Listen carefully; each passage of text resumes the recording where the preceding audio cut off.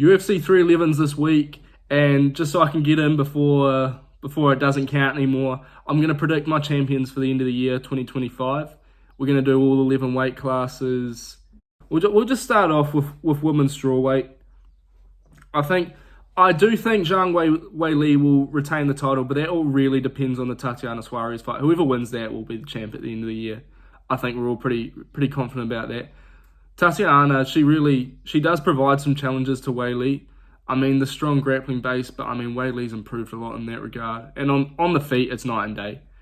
If you had to pick, you're picking Weili, but you wouldn't be shocked if Tatiana Suarez won. And I think that'll be a bit of a theme for a few of these champions.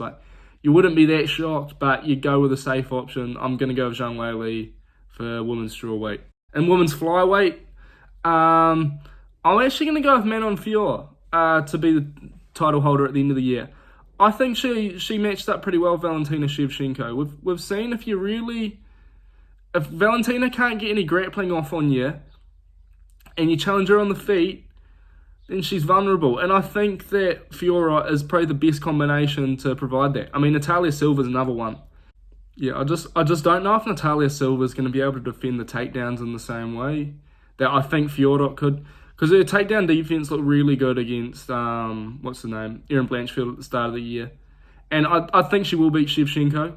It'll be close. But yeah, I think Shevchenko's fallen off a little bit. And that's why a lot of us pick Grasso. So I feel like a prime Shevchenko would have clearly beat Grasso. I mean, she did. So, but yeah, I mean, Grasso was always a little bit overrated in my opinion. End of the year, I think Manon Fiorot will be the champion. And for women's bantamweight, I think it's a pretty easy one. Kayla Harrison. She's inevitable. She's like Thanos. She's way better than all the other girls in the division. I mean, it's the weakest division in the UFC by far. I mean, she mops the floor with Juliana Pena. As long as Pena fights this year, because, I mean, she has a lot of injury problems, and it seems pretty tough to get her in the cage, so who knows, maybe she doesn't fight this year, which would be a pretty crazy turn of events, but yeah. I think we all agree Kayla Harrison's pretty inevitable. She's just going to take down Juliana Pena and control it. I mean, if Nunes is controlling Pena the way she did in their second fight, I think Kayla Harrison will do it quite easily. Although she didn't look great against Ketlin Vieira, but yeah. She's just too big and strong for these girls. I think whenever she gets the belt, she'll keep a hold of it until she leaves, until she can't make weight anymore or retires or whatever. I don't see any of the girls in the division beating her. And I don't see someone moving up beating her either. Moving on to men's flyweight. It's hard to see Pantoja losing the title. I mean, he's beaten everyone in the division. It's crazy. When you can include the Ultimate Fighter wins as well. You look down the rankings, he's beat Royval twice, he's beat Moreno 3 times, he's beat Kai Kara France once, he's beat Manel Kape, he's beat Alex Perez, he's beat Steve Erceg. He's beat Asakura as well. He's just got an absolutely crazy legacy. And who knows? I mean, I think his first title defense will be against Kai Kara France, if I had to guess.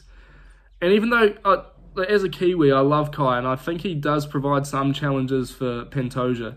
With the anti-grappling, he hits hard, but Pantoja's striking looks so good against Asakura, and his grappling hasn't missed a beat. He's so dangerous when he gets you back. He's just such a tough out for anyone. I still think Erceg probably gives him the toughest fight in the division out of anyone, but he's so far away from getting the title, he ain't going to get a title shot this year, is he? So, yeah, I think Pantoja's going to keep the belt for the whole year. For bantamweight, this pick might look really stupid in sort of a few days' time, but I think Merab will remain champion for the whole year. I expect him to have 2 title defenses, maybe 3. I think he'll beat Umar, as you'll see in my prediction video, which will come out in a day or so. But I think he'll beat Umar pretty comfortably. O'Malley, even though O'Malley had a bad night against Merab, I also think Merab kind of had a bad night. We kind of forget he had staff. We all put it down on O'Malley being bad that night, but yeah, I think Merab beats him in a rematch. Piotr Jan doesn't really provide any challenges. Corey Sandhagen doesn't hit hard enough. I mean, if Figueiredo could have been the guy, but I mean, he's miles away from a title shot too now. I mean, if Umar doesn't beat him, Merab's going to reign over this division for a long time, I think, until he gives up. That's my prediction. So yeah, I've got Merab champ at the end of the year. Featherweight, I think Ilia will still be champion at the end of the year, but this one comes with a bit of an asterisk because I don't think Ilia Topuria loses to anyone in that division, I don't even know if many guys in that division left give him a competitive fight. Like, Holloway's probably the one who you'd think would give him the most competitive fight. He probably the worst stylistic matchup for him, and he just KO'd him after winning the first 2 rounds. Like, Volk's too chinny. Lopez is dangerous, but I think Ilia beats him. Movsar, I think, matches up horribly against Topuria. I think Topuria stuffs all the takedowns and knocks him down on the feet. And, I mean, Movsar's just scraping by guys. Yeah, I mean, maybe he could get in there, but he's not going to beat Topuria. Looking down that list, I can't see anyone in that division beating him. I mean, maybe if he ends up going up and fighting Islam, I think you'd probably have to back Islam in that. But even then, he might give Islam a really tough fight. Ilia's the man. And I think after the Holloway win, he's finally sort of started getting the credit he deserves. But yeah, no, he's going to be champ until he retires, I think, or until the next generation come up. But I mean, we've heard it recently. He's not going to stick around for a long time. He might just retire undefeated, Ilia Topuria. He's the real deal. But moving on to lightweight, Islam Mahkachev, I don't believe will still be the champ at the end of the year. That doesn't mean I think he'll lose the title. I think he's going to beat Arman in a few days. But I do think after that he'll end up vacating the belt and looking up at welterweight, especially if Shavkat beats Bilal. I would expect an Islam versus Shavkat fight at the end of the year. I mean, I know we'll move onto that later, but I expect there to be a vacant title fight for the lightweight crown at the end of the year. I think it'll be an Arman Tsarukyan Charles Oliveira rematch. That's the one that makes the most sense to me. Unless Dan Hooker beats Justin Gaethje, then we could be looking at an Oliveira-Dan Hooker vacant title fight. But yeah, I mean, this is under the condition that Islam vacates, because there's a good chance he doesn't. I mean, he's mates with Bilal. So if Bilal retains the crown, I imagine Islam will just look to keep racking up a few title defences until that welterweight crown is open. I mean, if he beats Arman, he's already going to be the title holder for most defences in lightweight. He might want to keep racking that up, make himself the undisputable lightweight GOAT, which, I mean, I think he'd already be the lightweight GOAT if he beats Arman, but, you know, it doesn't hurt to keep racking up those defences, making your case even stronger. But, I mean, yeah, so my prediction at the end of the year is that Arman Tsarukyan will be the lightweight champion. I think he'd beat Charles in a rematch, even over 5 rounds.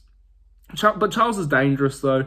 I love Charles Oliveira, but yeah, I think his time in the sun's done. It'll be Arman Tsarukyan, and only if Islam vacates the title. So if Islam does, I have to have a pick. So it's Arman Tsarukyan. There you go. Up at welterweight, it's Islam Mahkachev is my prediction. I think even though everyone saw the chinks in the armor of Shavkat, I still think he's got enough to beat Bilal. Like Ian Gary and Bilal are such stylistically different fights that, I mean, Shavkat's going to approach it a completely different way. Shavkat knows he has to get Bilal out of there, because Bilal sort of has a similar style to Merab, where you kind of have to finish him, because on points he's probably going to win. It's very tough to get 3 rounds over Bilal, but I think Shavkat is the guy to finish him. I think he'll be a lot more loose with his hands. Bilal, no doubt Bilal can get the grappling off, but I think Shavkat will win the fight, win that title in about May, but then Islam Mahkachev will take it off him at the end of the year. I think Islam Mahkachev, I mean, even if he was willing to beat Bilal, I think he beats everyone in that division. Like, Usman ain't getting back to the belt. He'd beat JDM. He'd probably beat Sean Brady. He'd beat Buckley, wouldn't he? Like, you'd say, like, these, and even then, these aren't really guys who you can see getting a title shot this year. I mean, Bilal's only fought once in the last 2 years. You'd expect, if he remains champ, he might only have one, maybe 2 title defences this year. But I have to go with Islam. I think if he moves up, he wins it, you know. Up at middleweight, this one's going to be controversial. I think Dricus du Plessis will retain his title by the end of the year. I think he beats Strickland in February. I actually think he'll finish Strickland in Sydney. I think he's made the reads off the first fight, and he's really going to get after Strickland. And even though Strickland's a tough guy to finish, I think Dricus, his camp's so good. Like, his coach gives him the best game plans every time. I think he'll work more effective grappling in against Strickland this time, and on the feet, just close the distance and stay in that short range where he has more power than Strickland, and I think he'll get a finish. And then we're looking at a Khamzat fight. Probably in Abu Dhabi in October would be what I'd imagine the UFC would be looking at.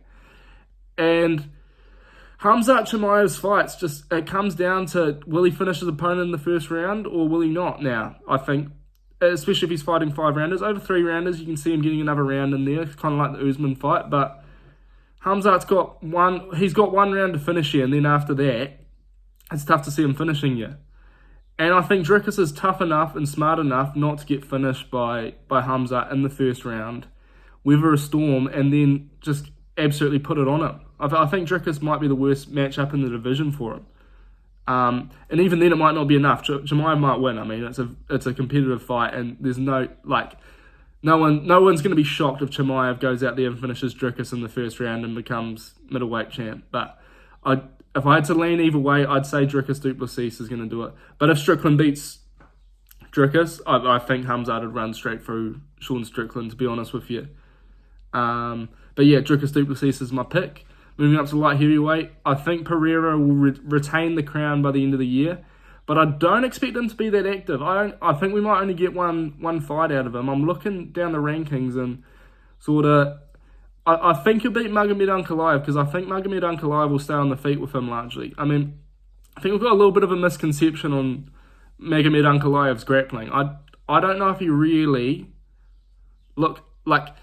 I don't know if he's going to really be able to implement effective grappling on Alex Pereira, is what I'm saying. Like, Alex Pereira, he's getting better. Like, his anti-grappling is getting better. And Ankalaev doesn't really take that many guys down. If you actually look in his fights, he doesn't really secure that many takedowns. I mean, he did against Blachowicz once Blachowicz gassed out in the last few rounds, but he couldn't take him down early. And I mean, Blachowicz is a good grappler, but I can see Alex Pereira stuffing the takedowns, and you can't be on the feet too long with Alex Pereira when you're like Ankalaev and you're so rigid with your movement. Like, I think Alex Pereira is going to land leg kicks, and I think he's going to immobilize Ankalaev early, and that's going to make the takedowns even harder. And Ankalaev can't take clean shots with Alex Pereira. I mean, no one can. I mean, literally, no one can. No one's really... Guys have survived him, but they're because they're rolling with the shots. They're not really getting hit clean. And I think Ankalaev doesn't have good enough head movement to evade the striking of Alex Pereira for the first 2 rounds. And if he doesn't get takedowns, I think Pereira beats him. And then if you're looking at another title defense later in the year, if Carlos Olberg beats Jan Blachowicz, you'd expect it to be Olberg versus Pereira. There's a storyline set up with Adesanya. And, I mean, that's a tailor-made matchup for Alex Pereira. I mean, Olberg has a chance because he hits hard. But, I mean, that's a tailor-made matchup for him, realistically. You know, Alex Pereira is probably going to knock him out. So, yeah, I expect Pereira to retain the crown till the end of the year. And, lastly, we're going with heavyweight.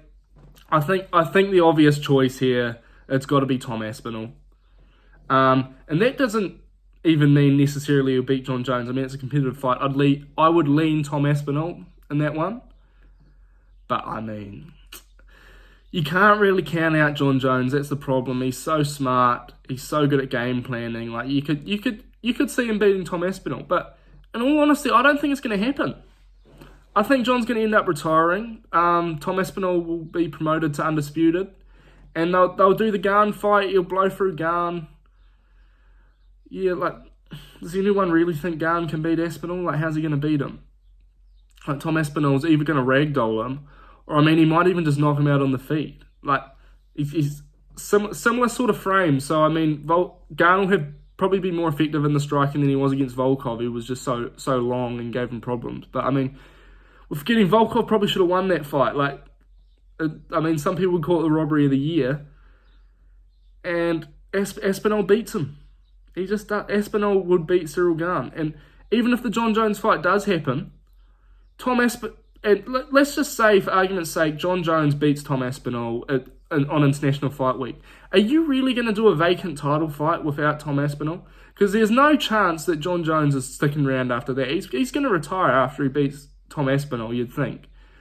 I can't see a world where, regardless of whether John Jones fights, wins his next fight, loses his next fight, where he's still champ at the end of the year. And then who else is it going to be? It's going to be Tom Aspinall, isn't it? I think it's the easiest prediction to make on this one, is Tom Aspinall. So yeah, I guess that wraps up my UFC champ predictions. That's 11. I'm hoping to get at least 6 or 7 of them right. I've been very unsuccessful in previous years, especially 2023. And last year it was looking great until the last few months when it all went to shit. So hopefully we can do a bit better, get at least 7 out of 11 correct.